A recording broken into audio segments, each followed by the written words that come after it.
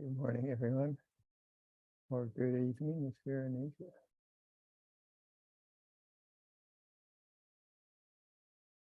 So, Barton, if you want to take some photos during the chanting, because that was the idea, right? You're welcome to. Or you, poor guy. We thought we might show some of the people online what the room looks like. So what? No. You kind of like during chanting or something like that. Yeah. Set them up. Okay. Surprise.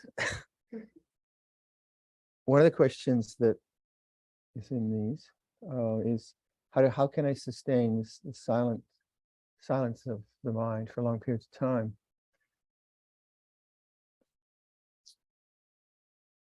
Well, I look at meditation as craft, and say right now I'm trying to learn how to weave. And if you've seen a loom, it's complicated, right? Well, quasi good weave. So it has shafts, and it has petals, and it has heddles, and it has treadles, and it has all manner of things. So first of all, just kind of getting is a task. Now, if I'm not interested in the craft, I won't do that. Someone might just put me on the loom. You should put these through, and you'll have a night. So I have to be interested in the complexity of it. And I think that study that if you're going to use Theravada Buddhism as your vehicle, and it's not the only vehicle to use, it's a good vehicle. It's a Volkswagen. But it's, at least I found it very helpful to understand the reason language that he used. And I found that intellectually stimulating, and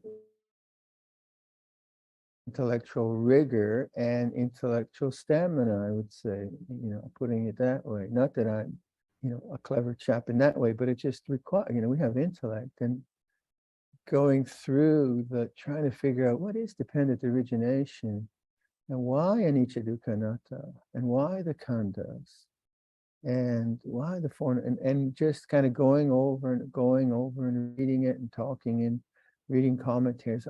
Then it finally, it's a piece. And it seems the whole piece of it is to help me realize what the Buddha realized. That makes sense of it. So, because that's what my aspiration is, to try to realize what the Buddha realized. And just to me, and this is how I read it, as a conceit, but more as a possibility. So that I found very, very helpful. And that takes interest and takes work, takes intellectual work. So if I just sort of dabble in Theravada, I kind of I like the mindfulness bits, or I like the psychological bits, then it's bits and pieces. I really haven't understood the loom and what the loom does and how to do it. So I found that an important piece in the silence of the mind. So it's actually using intellect to actually using thought to reach the silence of the mind. So that has been important for me. I don't know where that fits for you. So with modern spirituality, you have so many things you can read, so many different good teachers. Sometimes people will simply, hear a Dhamma talk because it's entertaining, has a value, which is fine. You feel inspired. That's not very rigorous. It can be uplifting, but it doesn't require much vigor to hear, that kind of a thing. So that has been very helpful for me. But I'm a monk. I do monk. My brother does grand something like that. Different parts of the family. So so you look at that for yourself, where that fits into your sense of Theravada Buddhism or your spiritual life. So eclecticism can be okay, but I think where eclecticism is interesting is when you have a basis for reading other texts and other perspectives because you've got a foundation of your own sense of what the path is about, and then you read something from Rumi, or you read something from what was the psychology, transpersonal psychology, is that it? Anyway, you read from other schools and other disciplines, but you have a basis to think about it, not just to believe or disbelieve or be inspired or not be inspired. Well, so like I always half of what he was saying, but he was a great writer, because I didn't understand his, not that I was saying he's right or wrong, but I didn't understand the paradigm of Christian mysticism, not deeply, but I enjoyed reading him. But I had my own basis to think about these things. Or like when His Holiness the Dalai Lama did that lovely conference in Cockforth Abbey, North London, many years ago, and I've mentioned this several times, but he was asked to comment on the Christian Gospels. And in that, it was good that he said, well, your tradition says this, and my tradition says that. And he wasn't saying that they were wrong, but he wasn't saying that they were equal either. He's saying this is what my tradition would say, and this is what your tradition. And it was very compassionate, but he was coming from a tradition. He was coming from some sense of his own, the basis of his work, and not disparaging, but highlighting the differences, also highlighting the commonalities. And that was really it was rigorous in that way, and it was quite interesting to see how he spoke to that. So it wasn't challenging anyone, but it was stating that. And so that you have a sense of the concepts and language you use. You take that craft analogy. Well, let's say right now I'm doing a weft-faced rug, and if you know weaving, the warp runs the length of the cloth, and the weft runs along it. So if you have plain weave, then weft and warp, they're just covering each other, and you see both. You see the warp and you see the weft, and you get that kind of normal plain weave. But if you're doing a weft, excuse me, I enjoy this. If you do a weft-faced, like a rug, in this example, I have cotton warp, and then I have wool weft. Now I want, and weft-faced weave is you do not see the warp. You only see the weft. And the way, so I won't see the cotton, I'll just wool. Now, to achieve that, I have to figure out how to make sure that all the weft covers the warp. And the way you do that is by putting in, when you lay in the wool, you lay in a kind of sine curve of bubbles into the shed, and then you beat it down. It's longer than that distance. As you beat it down, it will cover the warp. So to do that, I have to make sure the bubbles are just right. If bubbles are too big, the weft is kind of loose. If it's just a straight line, then I'll see all the warp strings, and that's craft. And then to do that, I have to do it and do it and do it and do it and do it and do it and do it and do it and do it, until I still get an intuition of how to do it. And then I start to, oh, it's cool. Now, if I leave it alone for 6 months and then I'm not doing it, then how did I do that? Even though I know how to do it, I don't know how to do it. I forgot entirely, intuitively, that kind of thing. Does that make sense? What? Are we getting there? Anyway, so you can see that I'm enthusiastic about it, just talking about it. That, I think, which is you need in your meditation. You need to be interested in the craft. If meditation is just mental hygiene, you think you need to do a little bit like 15 minutes in the morning just to get your act together. Okay, but that's not going to give much result. They'll just make you a better person. But if you're really interested in the craft, you're interested in the enlightenment. You're the unconditioned, the uncreated, the unoriginated, the unborn in these different ways. And that is a different attitude to it, isn't it? It's a different attitude. Again, I'm a monk, I'm interested, that's what I get paid to do, kind of thing. So I don't expect everyone to have that. But obviously, that interest is going to be a different attitude to just, yeah, meditation is nice, I feel better for it. So there is that.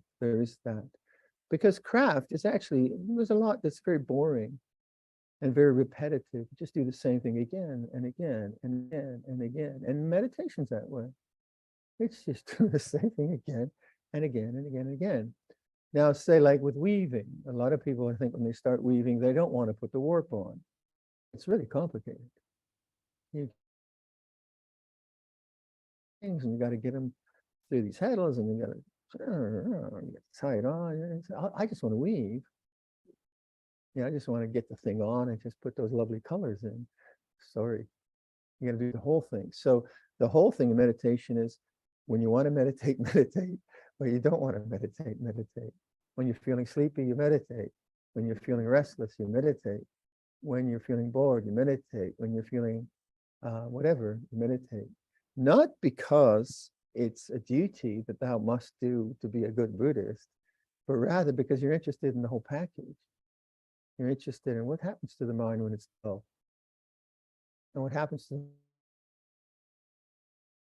as you would with different like problems in any craft.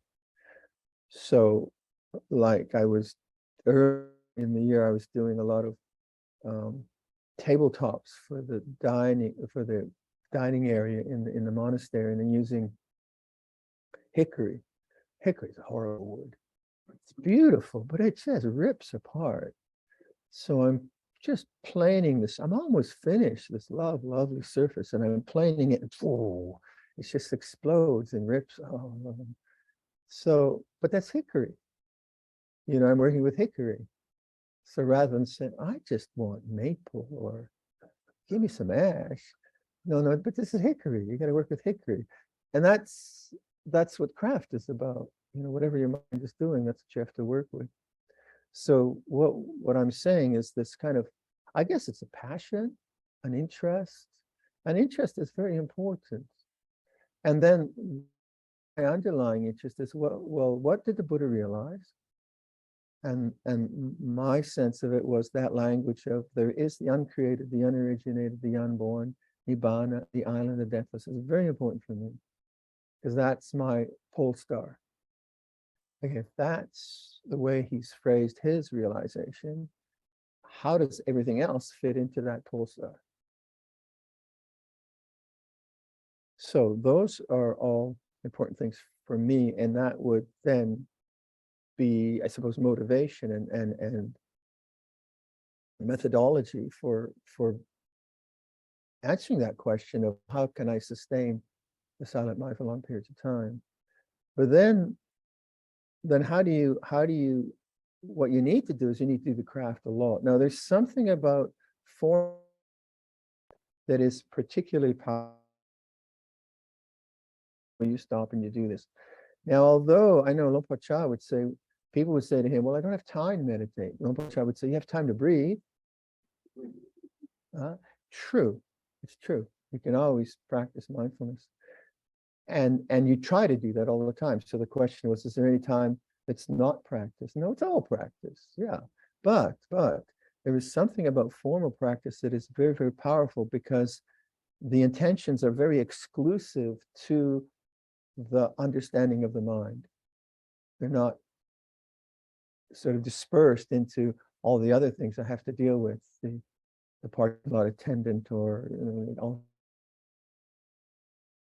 focus in on how the mind works and how to train the mind. And so formal practice, I think, is one of the primary mind, but not just because the formal practice can create a stillness of mind, but because it creates the intentions of investigation and contemplation that carry through the day. Because all of us, I think, as spiritual aspirants, is that the word? As you know, we aspire to spiritual values, working on certain themes in our own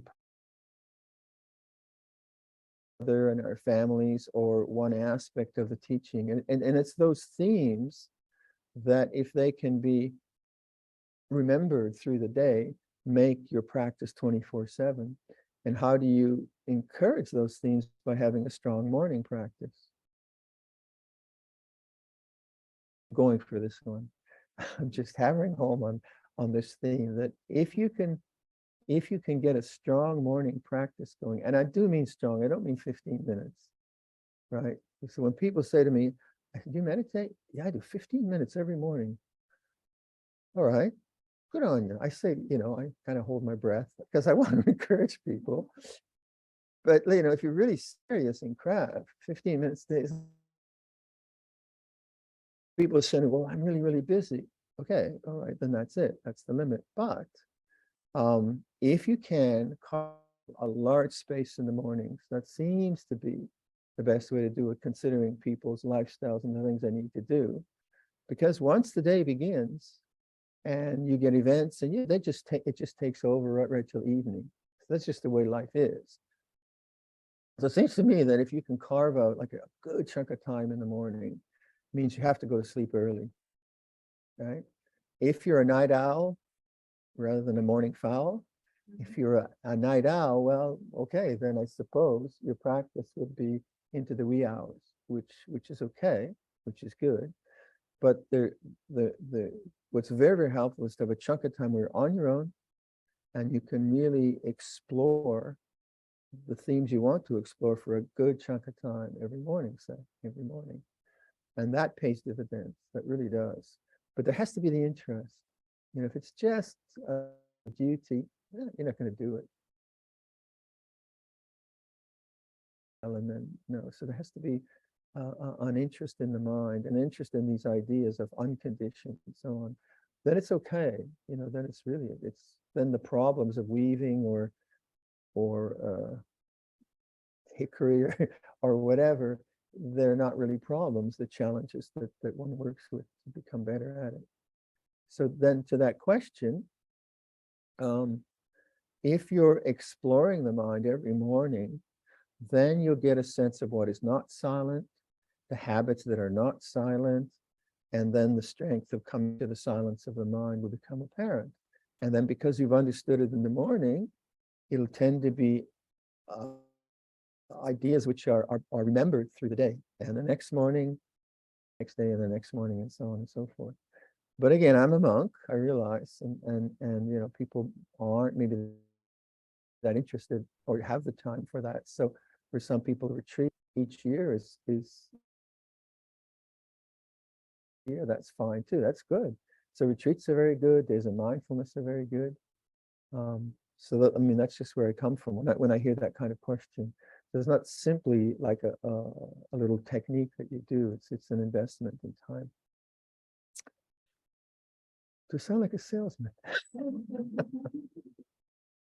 Because I love this stuff, right? So what I'm gonna do, and it works. It does work. So what the kind of helpful things that I find. First day, I suggested the end of the out breath. It's like this. You can do that. And then on the out breath, relax into the silence. That's a simple bit of craft. So simple suggestion, but you might want to try that for a year. Here again, this is craft. You say, oh, that was cool. Yeah. Cool. Next. So you don't really need that much technique, but you need some understanding, and then you try it. So I read a book. It tells me how to bubble the yarn, and try it and try it. So in this way, just that simple thing of remembering silence, it's like this. Touching that, keep touching that, keep touching that. It's like this. And then the out breath, relax in. Suggested. And the other one, just body awareness, knowing the body in the body, is the way of contemplating space, awareness of space. So this is very useful around the eyes and the face and all the places of tension we have where we hold the world, we hold the sense of self. So just that meditation on the face, on the head, that the head is in awareness, that the eyes are in awareness, takes you to some sense of space. And if you encourage that, then what you notice is when you are getting caught up with the scenarios of life, you have a kind of fallback place. Oh, the eyes feel this way. So you have the same silence and you have space. That I find helpful. Do that for 2 years. Yeah, I've been doing these things for a long time. That's why. Maybe that's why they're helpful, because I kind of do them a lot.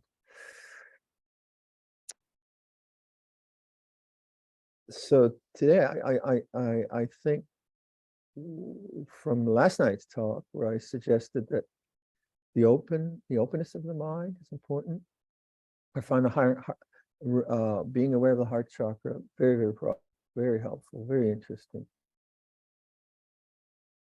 Or a positive emotion. There's something about the heart chakra that to me is a form of intelligence. It's not thinking intelligence, it's, oh, I guess emotional intelligence. That's a kind of that's a modern way of talking, but it's true that if, like, the incident I talked about last night, and the heart chakra was really very, very painful. And I stay with it. It was loving. You know, from remorse, you have love, you have that possibility. But because I've trained to really notice the heart chakra, especially when there are strong emotions. So perhaps we could do that today. Just, you know, most of you know the practice I do with the heart, just to have a kind of place in consciousness that is quite informed. And when it's developed and known, it's quite beautiful. It's a good place to abide with. And that idea that you have places in your practice which are pleasant abidings, I think that's very important, right? And it's all just like hard slog. It's not all just getting the warp on. The warp becomes interesting.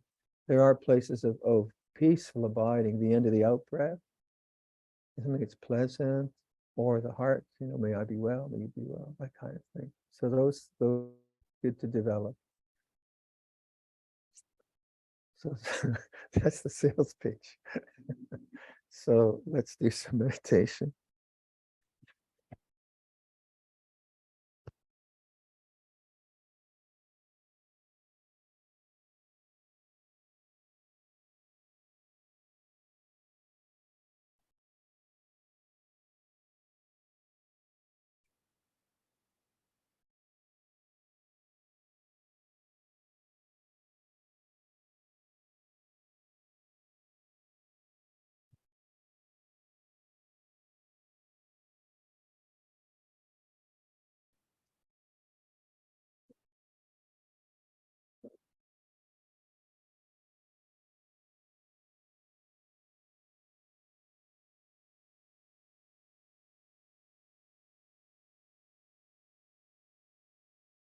So we'll sit for 45 minutes. So I'll give a bit of instruction and we'll be quiet.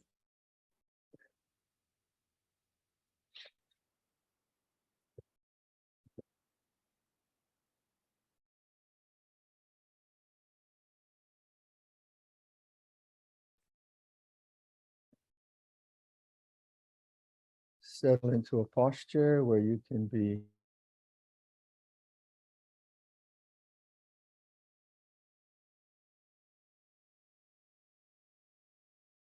and get a sense of just comfort.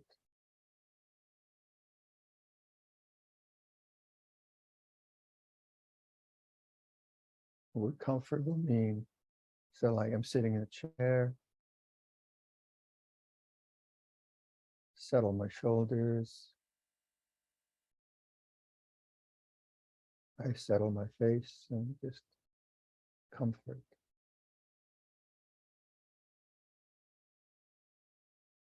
And notice the silence of awareness.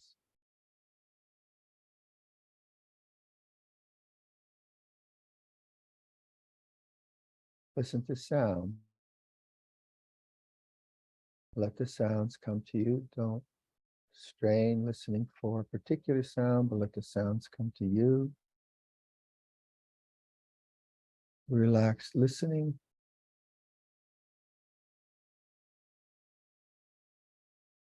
And notice the silence.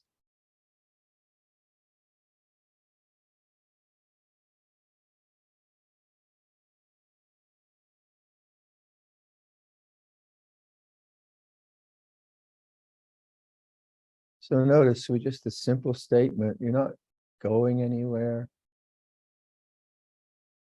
You're not trying to achieve anything.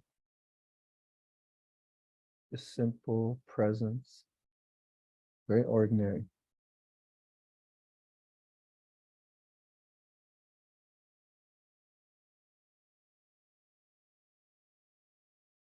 Feel the out breath. Notice the silence. On the end of the out breath, relax into the silence.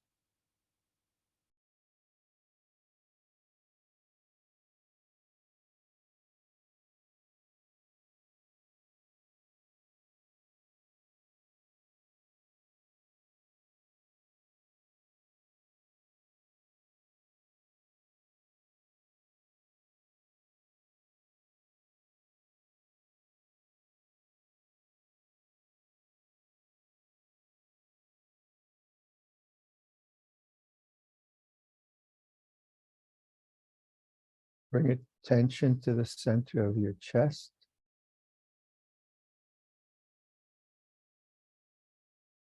Notice the silence. Feel the rising and falling at the center of the chest with the breathing.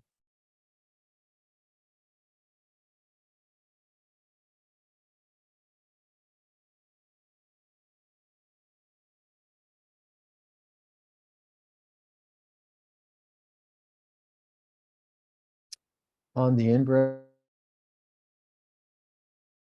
a person for whom you have love.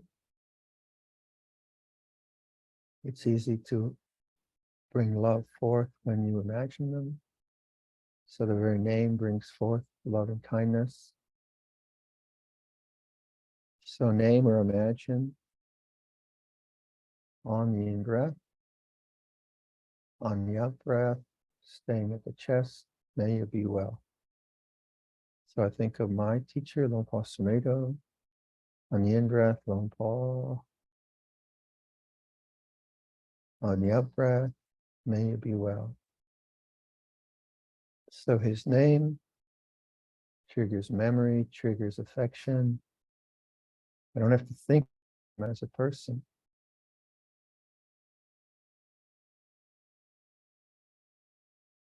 So just the name, in-breath, Luang Por. And I feel that in the heart. And the out-breath, giving back, may you be well. So choose a person and do this for a few breaths.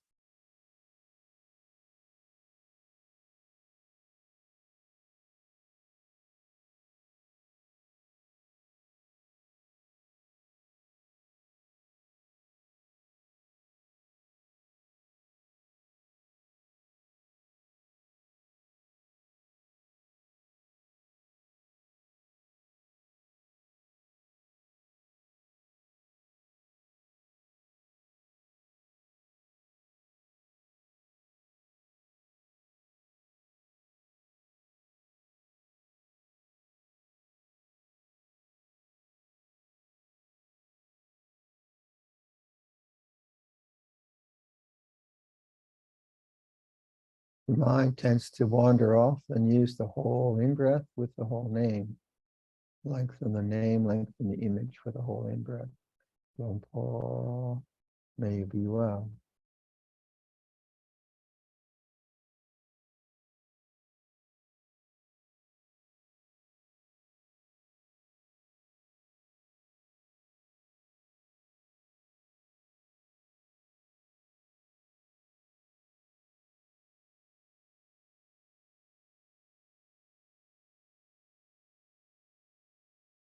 So this can be quite pleasant. It's not an attempt to achieve some exalted state of love. It's just a very ordinary affection. Then refresh that affection. Person, another image in there. On the in-breath, Aiden, may you be well. So keep stimulating the heart in this way.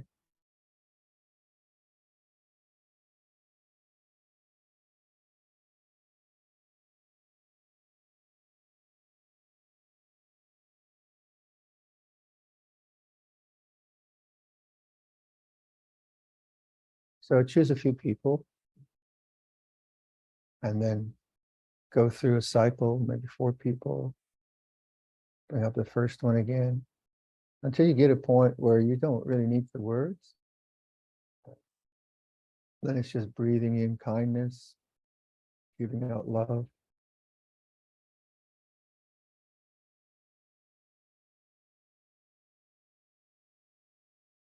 So experiment with that, see how it works.